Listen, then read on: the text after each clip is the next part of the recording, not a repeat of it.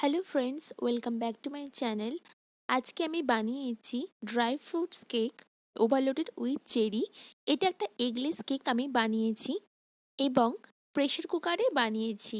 রেসিপিটা দেখার আগে আমার চ্যানেলটি যদি এখনও সাবস্ক্রাইব করে না থাকেন তাহলে প্লিজ সাবস্ক্রাইব করে নিন এবং পাশের বেল বাটনটি নোটিফিকেশনের জন্য অবশ্যই অন করে দিন। রেসিপিটি ভালো লাগলে লাইক এবং শেয়ার করবেন। প্রথমেই আমি একটা বড় মিক্সিং বোল নিয়ে নিয়েছি। এর মধ্যে আমি প্রথমেই দিয়ে দিচ্ছি হাফ কাপ টক দই।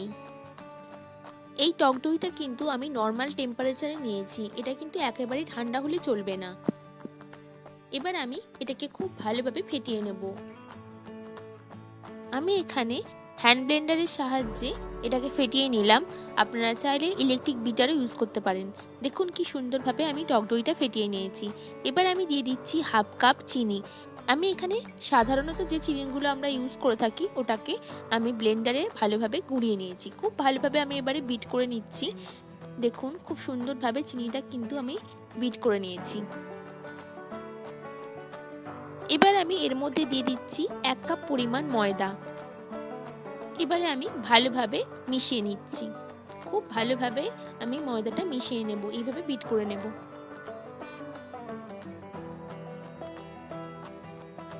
দেখুন ময়দাটা কিন্তু খুব ভালোভাবে আমি বিট করে নিয়েছি।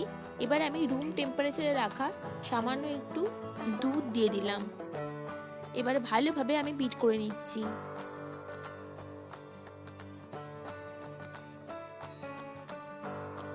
আবারও আমি কিছুটা দুধ দিয়ে দিচ্ছি, আবারও ভালোভাবে বিট করে নিচ্ছি। এইভাবে কিন্তু বুঝে শুনে দুধটা অল্প অল্প পরিমাণে মেশাতে হবে। দেখুন কি সুন্দরভাবে আমি বিট করে নিয়েছি।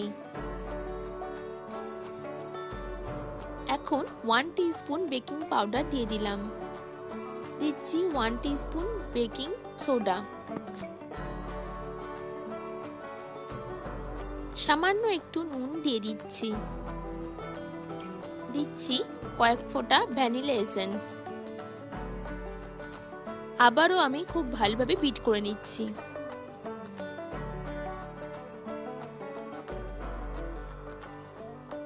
দেখুন কত সুন্দরভাবে সমস্ত কিছু মিশে গেছে।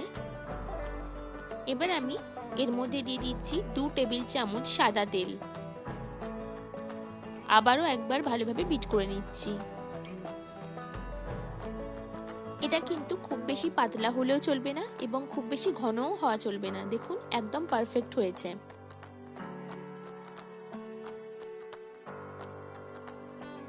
এখন আমি গ্যাসটা অন করে একটা প্রেসার কুকার বসিয়ে দিয়েছি এবং কিছুটা লবণ দিয়ে দিয়েছি। এখানে আমি হুইসেলটা খুলে নিয়েছি এবং ভিতরের যে রবারটা থাকে সেই রবারটাও খুলে নিয়েছি। এবার আমি এটা ঢাকনা বন্ধ করে মিডিয়াম ফ্লেমেতে 10 মিনিটের জন্য একটু প্রিহিট করে নেব, যেটা আমরা ওভেনে করে থাকি।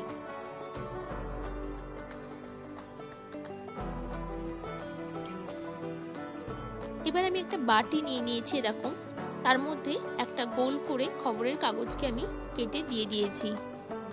এবার আমি সামান্য একটু সাদা তেল দিয়ে দিলাম এবং হাতের সাহায্যে ভালোভাবে চারিদিকে লাগিয়ে দিচ্ছি। নিচে উপরে সমস্ত জায়গায় ভালোভাবে আমি এই তেলটা লাগিয়ে দিচ্ছি।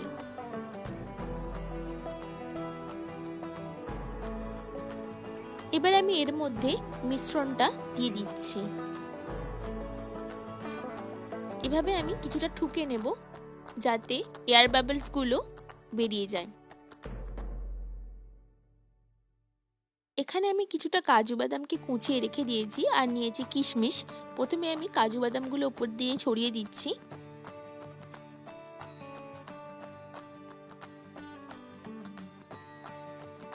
এবার আমি কিশমিশগুলো ছড়িয়ে দিচ্ছি উপর দিয়ে।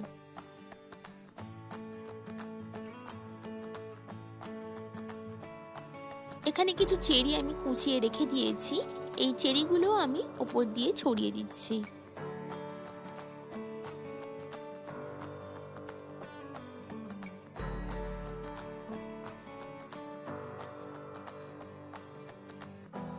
দেখুন কত সুন্দর দেখতে লাগছে। 10 মিনিট হয়ে গেছে, তাই আমি প্রেসার কুকারের ঢাকনাটা খুলে এই বাটিটাকে এইভাবে গেঁথে বসিয়ে দিচ্ছি। এইভাবে কিন্তু একটু গেঁথে বসিয়ে দিতে হবে। এবার আমি ঢাকনা বন্ধ করে দিয়েছি এবং একদম লো ফ্লেমেতে 35 মিনিট মতো এটা হতে দেব। 35 মিনিট পর আমি প্রেসার কুকারটা খুলেছি। একটা কাঠিকে আমি এইভাবে গেঁথে দেখে নিচ্ছি এর মধ্যে কিছু লেগেছে কিনা। না, এটা একেবারে রেডি হয়ে গেছে, কারণ কাঠিটাতে কিছুই লাগেনি। এবার আমি এটা বার করে নিয়েছি এবং ঠান্ডা হওয়া পর্যন্ত অপেক্ষা করব। একেবারে ঠান্ডা হয়ে গেলে তারপর এটা আমি কেটে দেখাবো। ঠান্ডা হয়ে গেছে, তাই আমি একটা ছুরির সাহায্যে এইভাবে ধারগুলোকে আস্তে আস্তে এইভাবে কেটে দিচ্ছি, যাতে বার করতে সুবিধা হয়।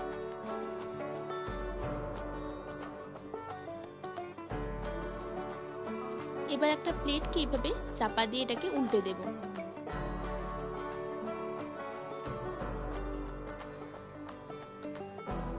দেখুন কত সহজেই এটা বেরিয়ে এলো। এই দেখুন আমার কেক কিন্তু একেবারে রেডি হয়ে গেছে। এবার আমি এটা কেটে দেখাবো। তার আগে আমি এই পিছন দিকের কাগজটা কিভাবে তুলবেন সেটা দেখিয়ে দিচ্ছি। এভাবে আলতোভাবে এইভাবে টানবেন, তাহলে কিন্তু কাগজটা আপনা থেকেই উঠে যাবে। খুব সহজেই কিন্তু এটা ছাড়ানো হয়ে যাবে। দেখুন আমি সমস্ত কাগজটা ভালোভাবে ছাড়িয়ে নিয়েছি। এবারে আমি কেকটা কেটে দেখাবো। একটা ছুরির সাহায্যে আমি এটাকে কাটছি। দেখুন কত সফট হয়েছে কেকটা। এই দেখুন একেবারে পারফেক্ট হয়েছে, খুব সফট হয়েছে।